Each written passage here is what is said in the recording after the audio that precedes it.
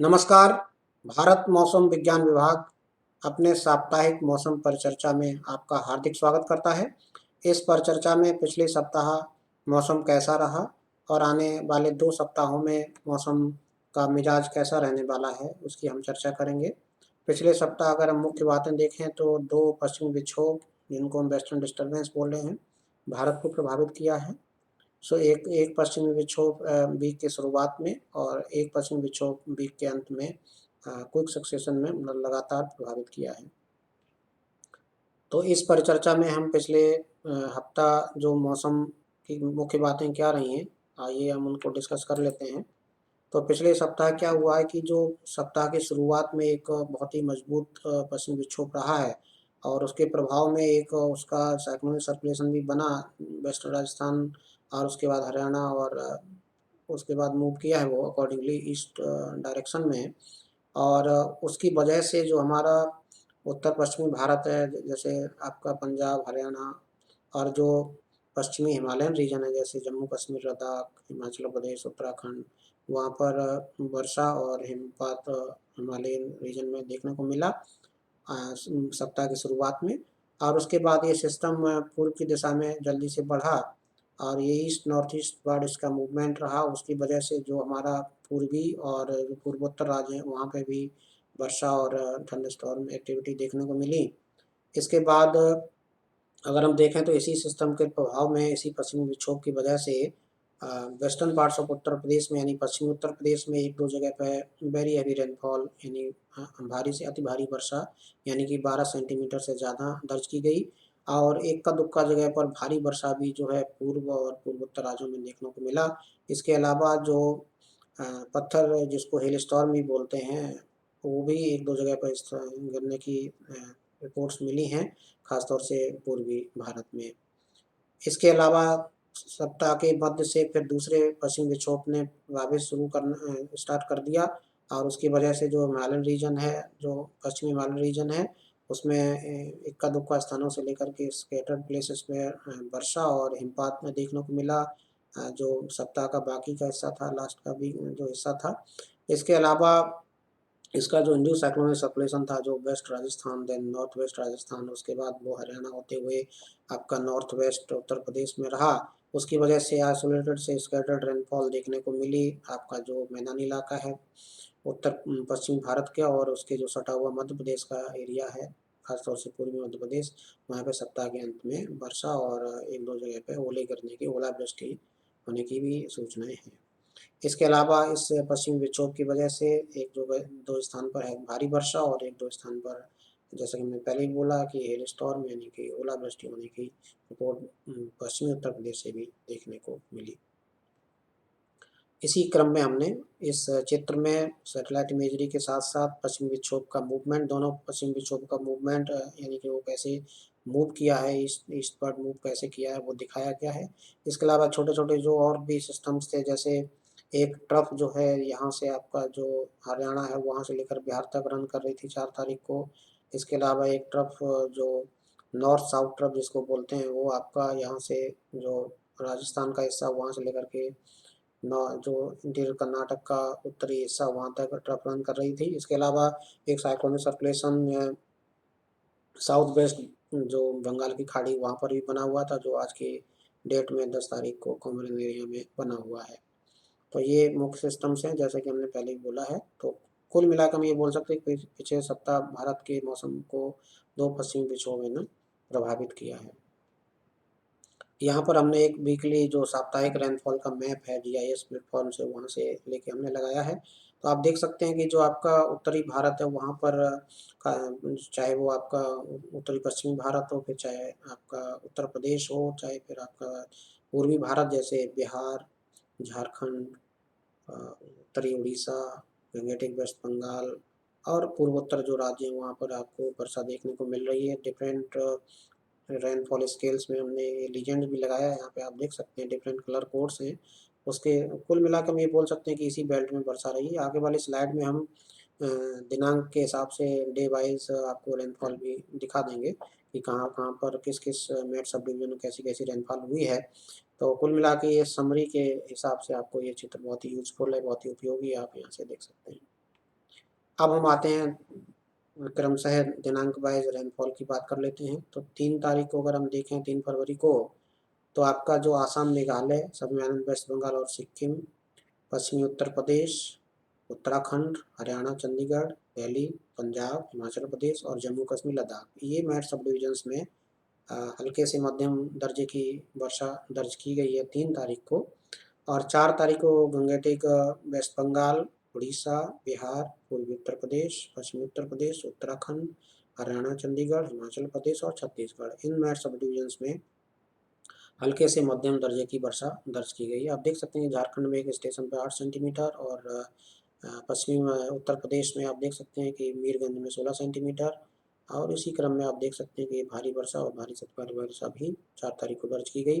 5 तारीख को पूर्वोत्तर राज्यों में आसाम, मेघालय में और सम्मेलन वेस्ट बंगाल, सिक्किम में, गंगेटिक वेस्ट बंगाल में, उड़ीसा में, हिमाचल प्रदेश में और बिहार में हल्के से मध्यम दर्जे की वर्षा दर्ज की गई। आप आसाम, मेघालय में देख सकते हैं कि स्टेशन पे हैवी रेनफॉल, भारी वर्षा भी 7 सेंटीमीटर की दर्ज की गई है।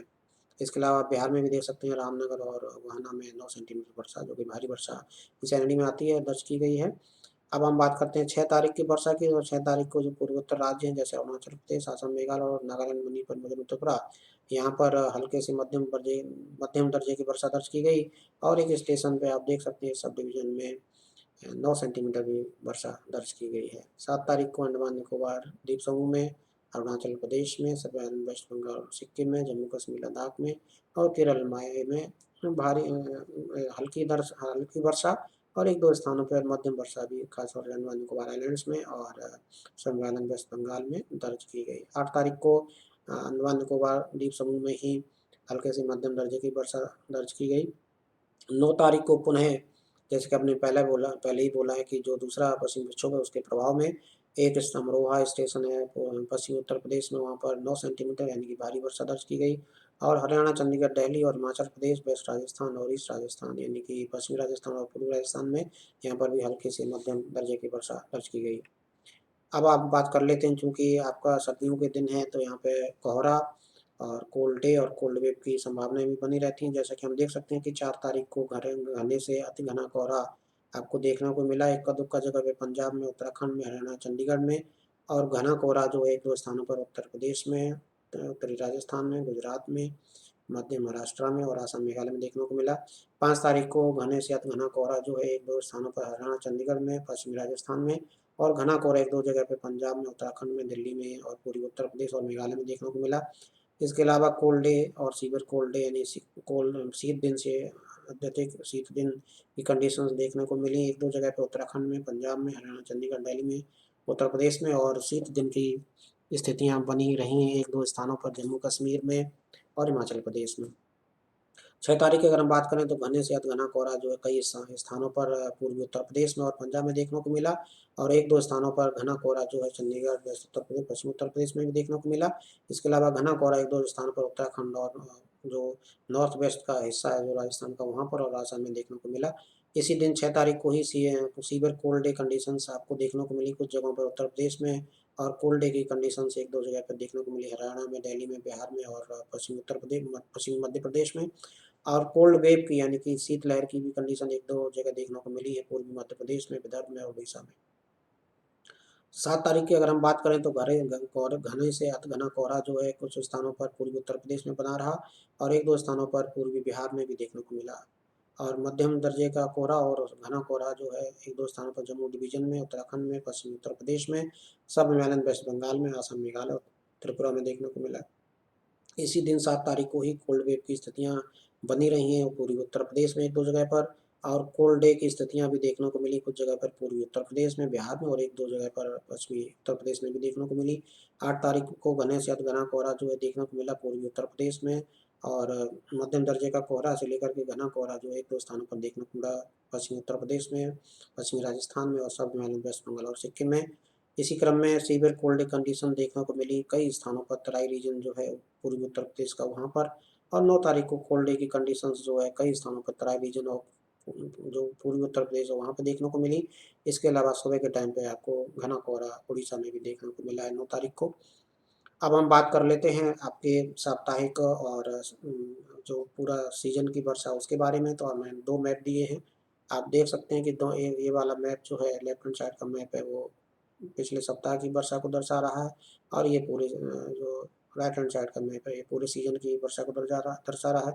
आप देख सकते हैं कि डिपार्चर बाय अगर हम देखें तो जो दक्षिणी प्रायद्वीपीय भारत है, साउथ पेनिनसुलर इंडिया है, उसको छोड़ करके बाकी सब जगहों पर भी पिछले वीक अच्छी वर्षा दर्ज हुई है। और इसी क्रम में आप देख सकते हैं कि पूर्व और पूर्वोत्तर राज्य में जो भारत है उसमें 244% का डिपार्चर बना हुआ है, और जो उत्तरी पश्चिमी भारत है वहाँ पे 34% का डिपार्चर प्रेस का बना हुआ है, और जो मध्य भारत है वहाँ पर जीरो, और जो दक्षिणी प्रायद्वीपीय भारत साउथ पेनिनसुलर इंडिया है वहाँ पर आपको माइनस का यानी कि निगेटिव का 82%। ओवरऑल हम कंट्री का देखें साप्ताहिक वर्षा तो 77% पॉजिटिव में अभी भी बनी हुई है। जहाँ तक सीजन का सवाल है तो सारे ही जितना भी आपके सब डिविजन्स वाइज जो है होमोजेनियस रीजन्स हैं, उसमें आप देख सकते हैं सभी में ही पॉजिटिव है। जैसे पूर्वी और पूर्वोत्तर भारत में 94%, और जो उत्तरी पश्चिम भारत है उसमें 105%, और जो मध्य भारत 145%, और जो दक्षिणी प्रायद्वीपीय भारत है उसमें 101% का पॉजिटिव। अगर पूरे भारत की बात करें तो प्लस का 108% अभी भी बना हुआ है। अब हम देख सकते हैं कि जो साइक्लोजेसिस की संभावनाएं हैं, तो अभी आने वाले 2 सप्ताहों में उत्तरी जो हमारा ओशन है उसमें कहीं पे भी साइक्लोजेसिस बनने की संभावना नहीं है। साइक्लोजेसिस का मतलब है डिप्रेशन या उससे ऊपर के सिस्टम्स को बोलते हैं। हम जैसा कि हमने दिन में भी वीडियो में डाला था, ये अगले 5 दिन के लिए वेदर वार्निंग्स दिखाई गई हैं। आप देख सकते हैं कि ज़्यादातर आपका उत्तरी भारत में ही ज़्यादातर वार्निंग्स दिखाई गई, खासतौर से कोहरे की वजह से। और नॉर्थ जो आपका पूर्वोत्तर भारत आज के लिए वहाँ पर और कल के लिए थोड़ा इक्का दुक्का जगह पर थंडर स्टॉर्म की जो एक्टिविटी है वो उसकी वजह से जो पूर्वोत्तर राज्य हैं और आज जो है पूर्वी भारत जैसे आपका झारखंड और गंगेटिक वेस्ट बंगाल और सब वेस्ट बंगाल में भी थंडरस्टॉर्म होने की संभावनाएं हैं वेस्टर्न डिस्टर्बेंस की वजह से, वो दर्शाएंगे। अदरवाइज आप बोल सकते हैं कि पूरे ये सप्ताह जो है पूर्व जो पूरे सॉरी जो उत्तरी भारत वहाँ पर कोहरे की वजह से आपको खासतौर से पंजाब, हरियाणा और उत्तर प्रदेश के लिए कोहरे की संभावना को देखे 12 से लेकर के 14 के बीच में येलो कलर दिया गया है। अब आप देख सकते हैं कि आज की स्थिति में सिनॉप्टिक सिस्टम देख सकते हैं, जैसे कि हमने पहले भी बोला कि ये जो WD है वेस्टर्न जो पश्चिम विक्षोभ अभी 82 डिग्री ईस्ट यानी 82 डिग्री पूर्व लॉन्गिट्यूड और 27 डिग्री नॉर्थ लैटिट्यूड में बना हुआ है, और एक ट्रफ रन कर रही है बिहार से लेकर के नॉर्थ इंटीरियर कर्नाटका तक, झारखंड, छत्तीसगढ़ और तेलंगाना से होते हुए। और एक साइक्लोनिक सर्कुलेशन जैसा कि हमने पहले भी बोला एक कुंभलन एरिया में 3.1 किलोमीटर अब मीन सी लेवल पर बना हुआ है। अब हम बात कर लेते हैं कि वर्षा की आने वाले 2 सप्ताहों में कैसी वर्षा रही। तो ये जो मानचित्र हैं ये एक्सटेंडेड रेंज फॉरकास्ट के न्यूमेरिकल वेदर प्रेडिक्शन मॉडल से प्राप्त किए गए हैं, और इसकी हम जिक्र जो है आने वाले टेक्स्ट फॉर्मेट में करेंगे। तो हम पहले सप्ताह की अगर वर्षा की बात करें तो जैसा कि हम देख रहे हैं कि पश्चिमी विक्षोभ भी 82 डिग्री ईस्ट और 27 डिग्री नॉर्थ में बना हुआ है, और एक ट्रफ जो रन कर रही है बिहार से लेकर के नॉर्थ इंटीरियर कर्नाटका तक। तो उसकी वजह से आप देख सकते हैं कि आइसोलेटेड से स्कैटर्ड रेनफॉल यानी कि वर्षा और हल्के से मध्यम दर्जे की वर्षा और थंडरस्टॉर्म और लाइटनिंग के साथ एक दो जगह पर सम्मेलन वेस्ट बंगाल में अगले 2 दिन तक हो सकती है। इसके अलावा झारखंड, बिहार, गंगेटिक वेस्ट बंगाल और उड़ीसा में आज जो है होने की संभावना है। इसके अलावा स्कैटर्ड से फैली वाइड स्प्रेड दर्जे की रेनफॉल और एक थंडरस्टॉर्म एक्टिविटी एक दो जगह पर होने की संभावना है पूर्वोत्तर राज्यों में, जैसे अरुणाचल प्रदेश और मेघालय में आने वाले 2 दिनों के लिए। और एक दो स्थानों पर ओलावृष्टि भी हो सकती है असम, मेघालय में 11 तारीख को। जहाँ तक स्ट्रॉन्ग विंड्स का सवाल है तो 25 से 35 किलोमीटर प्रति घंटा की रफ्तार की हवाएं चल सकती हैं पंजाब, हरियाणा और पश्चिमी उत्तर प्रदेश में आने वाले 2 दिनों में। इसके अलावा एक फीबल पश्चिम विक्षोभ भी आ सकता है, उसके प्रभाव में जम्मू कश्मीर और हिमाचल प्रदेश, उत्तराखंड में 13 और 14 तारीख को हल्के से मध्यम दर्जे की वर्षा होने की संभावना है, 13 और 14 तारीख को। अब हम बात कर लेते हैं, इसके अलावा आप देख सकते हैं कि आइसोलेटेड से स्कैटर्ड रेनफॉल यानी कि वर्षा तमिलनाडु, केरला, लक्षद्वीप और अंडमान निकोबार द्वीप समूह में हो सकती है सप्ताह के ज़्यादातर दिनों में। इसके अलावा थंडरस्टॉर्म एक्टिविटी भी एक दो स्थानों पर तमिलनाडु में, केरला में हो सकती है सप्ताह के शुरुआत में। इसके अलावा हम बोल सकते हैं कि बाकी के स्थानों पर जो जैसा कि हमने पहले बोला उन स्थानों को छोड़ करके देश के बाकी हिस्से में मौसम शुष्क बने रहने की संभावना है सप्ताह के ज़्यादातर दिनों में। कुल मिलाकर हम ये बोल सकते हैं कि सामान्य से नीचे जो है वर्षा रह सकती है पश्चिमी हिमालय रीजन और उससे सटे हुए प्लेन्स में यानी मैदानी इलाके में, और सामान्य से अधिक वर्षा हो सकती है एक्सट्रीम जो दक्षिणी प्रायद्वीपीय भारत है सबसे साउथ का, वहाँ पर होने की संभावना है। अब हम दूसरे दूसरे सप्ताह की वर्षा की बात कर लेते हैं। तो एक पश्चिमी विक्षोभ के प्रभाव में स्कैटर्ड से पहली बार से हल्के से मध्यम दर्जे की वर्षा और हिमपात हो सकता है पश्चिमी हिमालय रीजन में। और हल्के से मध्यम हल्की वर्षा जो है ये आइसोलेटेड से स्कैटर्ड जगहों पर हो सकती है। आपका उत्तरी पश्चिमी जो मैदानी इलाका है वहाँ पर first half of the this second week. और इसके अलावा हल्के से मध्यम दर्जे की वर्षा हो सकती है पूर्वी और पूर्वोत्तर राज्यों में। जो हफ्ता का आखिरी का हिस्सा है सेकंड हाफ में वहाँ पे हो सकती है। और लाइट से मॉडरेट मतलब हल्के से मध्यम दर्जे की वर्षा आइसोलेटेड से स्कैटर्ड जगहों पर हो सकती है। आपका एक्सट्रीम जो दक्षिण प्रायद्वीपीय भारत है सप्ताह के ज़्यादातर दिनों में ही। और ओवरऑल हम बोल सकते हैं कि जो वर्षा की एक्टिविटी है वो सामान्य से नीचे रह सकती है मोस्ट जो आपका पश्चिम हिमालय रीजन है वहाँ पर। और सामान्य या सामान्य से अधिक वर्षा हो सकती है पूर्वी और पूर्वोत्तर राज्यों में।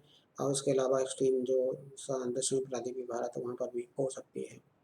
अब हम बात कर लेते हैं मिनिमम टेम्परेचर की, कोल्ड वेव की और कोहरे की। तो हम देख सकते हैं कि जो आपका निम्न तापमान है वो उसमें गिरावट हो सकती है 2 से 4 डिग्री सेल्सियस की। आपका जो उत्तरी पश्चिम भारत है वो आने वाले 2 दिनों में। और उसके बाद तापमान के बढ़ने की संभावना है 2 से 4 डिग्री सेल्सियस की।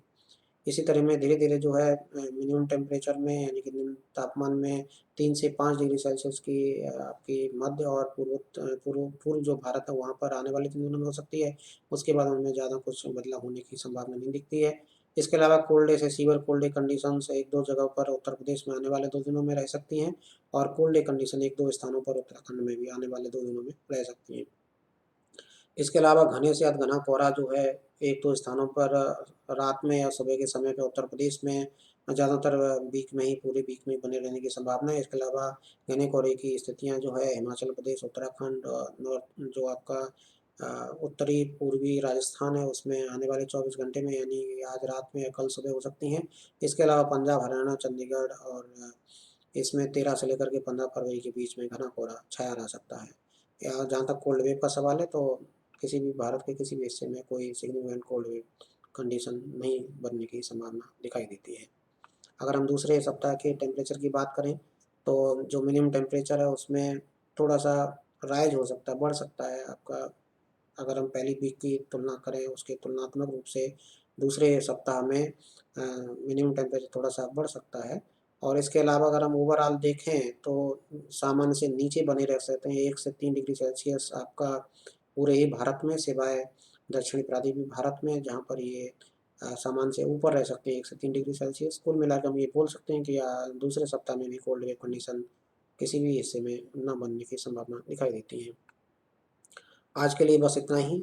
हमारा फिर से अनुरोध है कि हमारे जो डिफरेंट ऐप्स हैं जैसे मौसम ऐप है, दामिनी ऐप है, मेघदूत ऐप, इनको आप डाउनलोड करें, इनको यूज़ करें और हमारी जो मौसम की चेतावनियाँ हैं उनको देखें। इसके अलावा हमारी जो वेबसाइट है, वेब पेज है mosam.ind.gov.in, इस पे भी आप जा सकते हैं और हमारी जो मौसम से संबंधी जो बुलेटिन हैं उनको देख सकते हैं। इसके अलावा हमारा जो सोशल मीडिया के हैंडल्स हैं जैसे फेसबुक है, ट्विटर है, वहाँ पे भी आप जा सकते हैं। और हमारा एक डेली वीडियो भी बनता है इंग्लिश में भी और हिंदी में, आप उसको भी नियमित रूप से देख सकते हैं ताकि आपको ताज़ा जानकारी मौसम से संबंधी मिलती रहेगी। आज के लिए बस इतना ही। धन्यवाद। फिर दूसरे अगले सप्ताह में फिर मिलेंगे दूसरे एपिसोड में। Thank you. तब तक के लिए नमस्कार।